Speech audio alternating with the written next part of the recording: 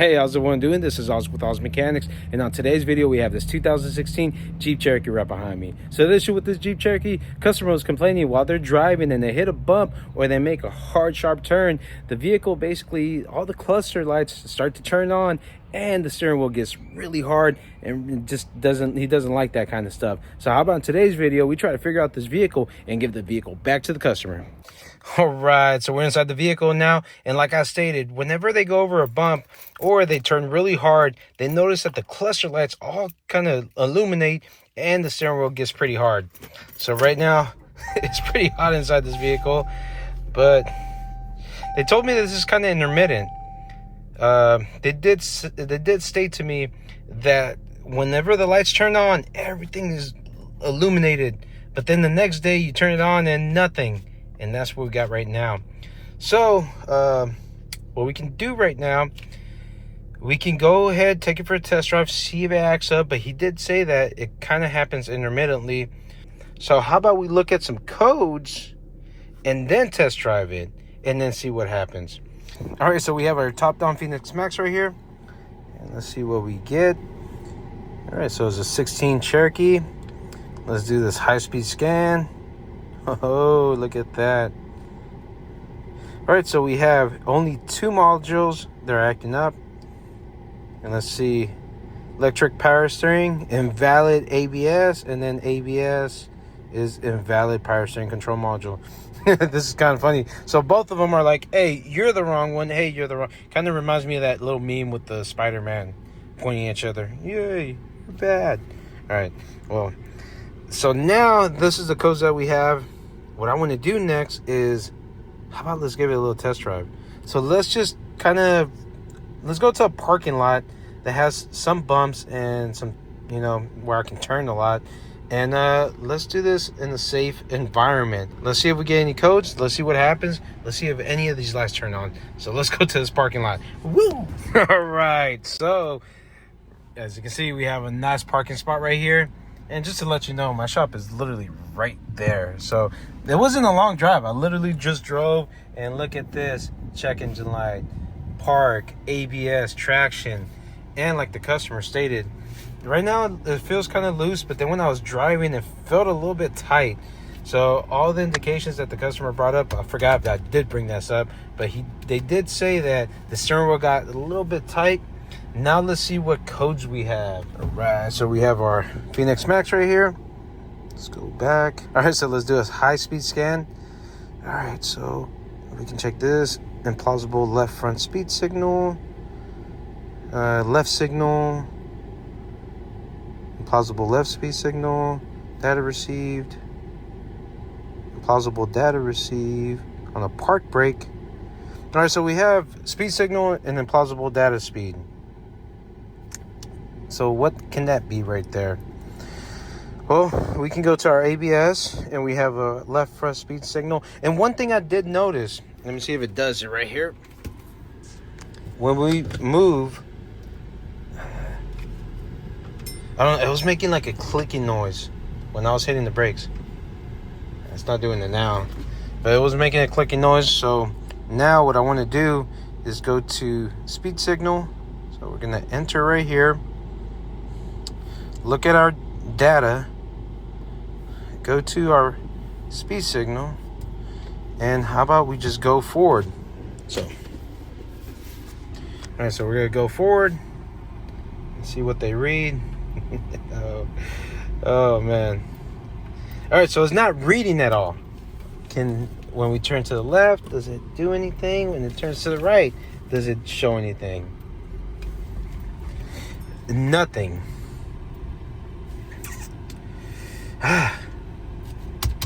Okay, so left wheel speed sensor, those turn on. Let's see what happens. You know what?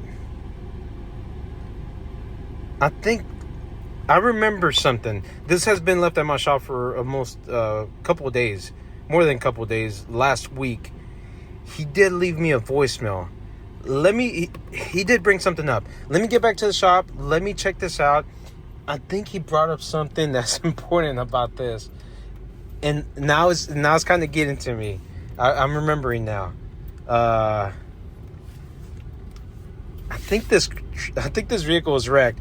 Let me verify that this is the one, because man, I'm sorry, I got a lot of work and sometimes I mix cars around, but if I'm not mistaken, I think he said that this was in a wreck. Let's get to the shop. Let me put the camera down. We just have to go down the street and then we can get the camera back up, and let me verify this. This might be a quick one. Let's see what we get. Whoop. All right, so I just got off the phone with the customer right now, and can't believe I forgot about this. This was actually wrecked on the driver's side, and he did tell me you can actually kind of see, you know, a little bit of stuff right here. It's paint peeling actually. You can see how it's like off right here. Let's see, compared to the other side. You see these lines right here? You see how it's going narrower compared to this? It's basically, it's pretty straight. I'm going to show you another thing right here. Look at this, how it goes from pretty big to narrow. All right, and we can go on this side, and it's pretty much straight all the way down.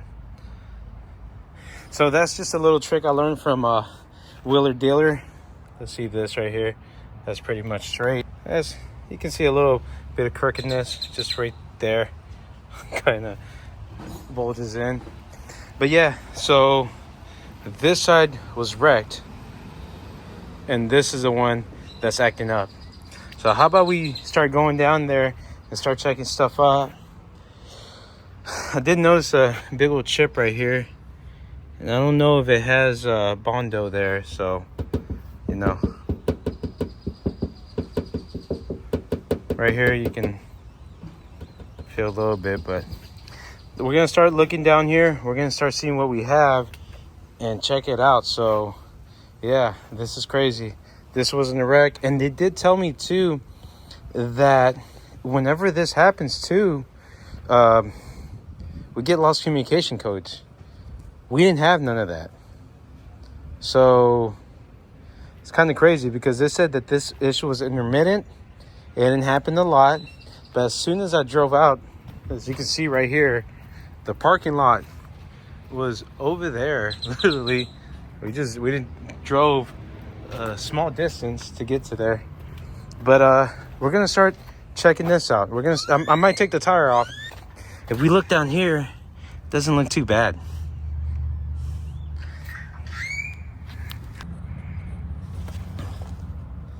Looks pretty good. I don't know if it's just an outside scuff or what, but we're gonna take off this tire and we're gonna check it out. All right, so check this out. What is going on right here? Do we have a European car? So Dodge has gone full Euro on us. It's crazy, but it's a Fiat company, so yeah, if y'all didn't know, it's a Fiat company. So we can see this right here. I don't see any damage there, but when I was looking over here, check what I found out. Took this off, did my visual inspection, and look how tight it's wound up right here. And I see a little bit of copper right here.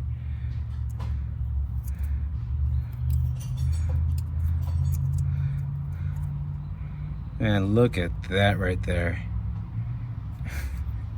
So what I want to do, I'm going to disconnect this, and we're going to go ahead and cut all this right here and see what's going on. I just want to see if there's not any more tears inside of here. It's just kind of weird. Could this be shorting out the ABS module, causing some issues? Because they said they had some communication problems, but we didn't have none.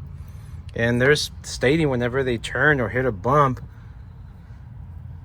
you know, this is what was causing the issue. So what we're gonna do is we're gonna go ahead, take all this off. I don't see no damage up here unless they fix it up pretty good. You know, who knows if the tire was hit, you know, hit this.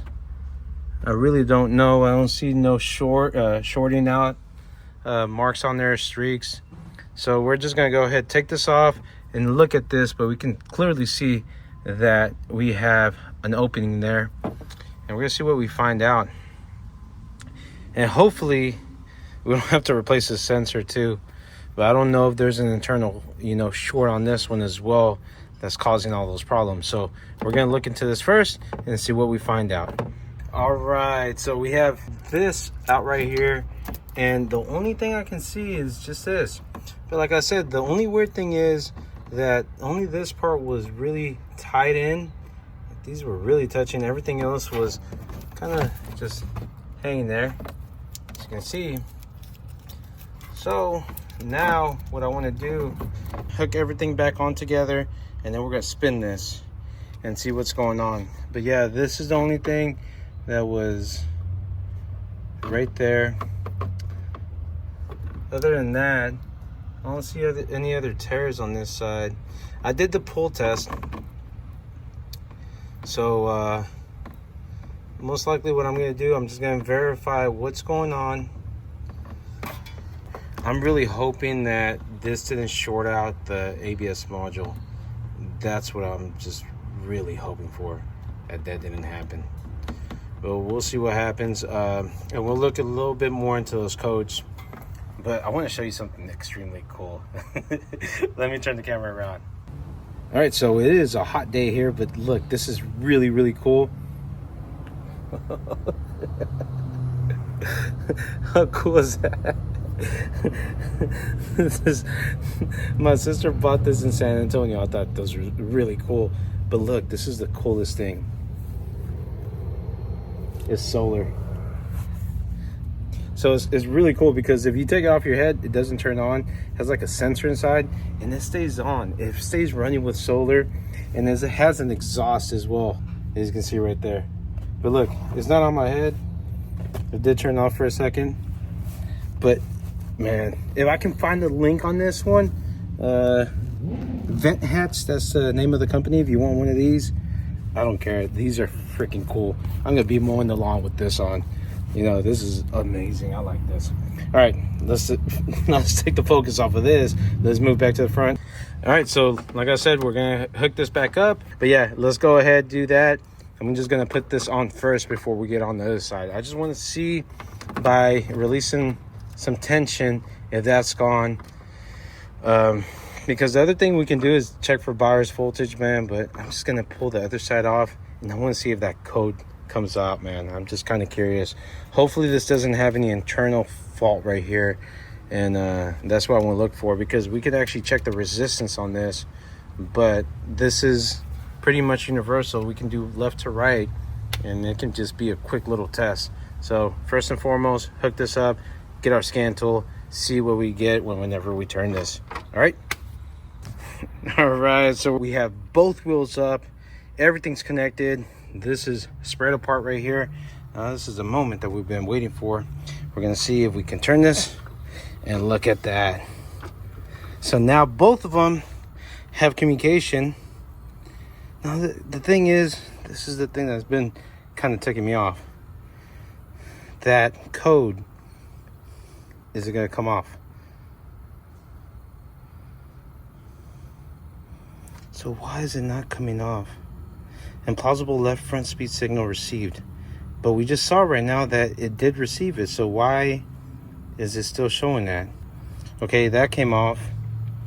Now the only codes left are that invalid data received from power steering control module and invalid data received from the ABS. So we have U0420 and U0415. Now that's the next thing that we have to do. We have to figure that out, see what's going on, and see what we find out right here. So we're gonna go ahead and fix this up right here.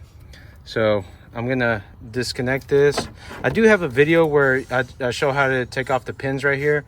So we're literally just gonna take off the pins and put a sheet, kind of like a sleeve over this, so this one doesn't have it, and that one as well, they're not exposed. So next one that we have to go ahead and attack is gonna be those U codes.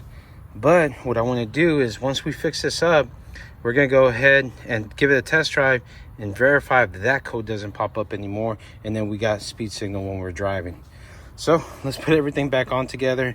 But man, my head is feeling nice and good. All right, let's get to this. All right, we have something really interesting right here. Remember, when I would turn this like this, you see we have a reading. Now we're gonna check this out. Hey, prendelo. Ponlo on drive. Suelta. Okay, look at that. It shuts off after a while. The other side's still going. Empuja los frenos. Okay, suéltalo. The other side's still showing, but the left front is not. I think we have a problem with this. Look, we're moving the sensor and it picks it up.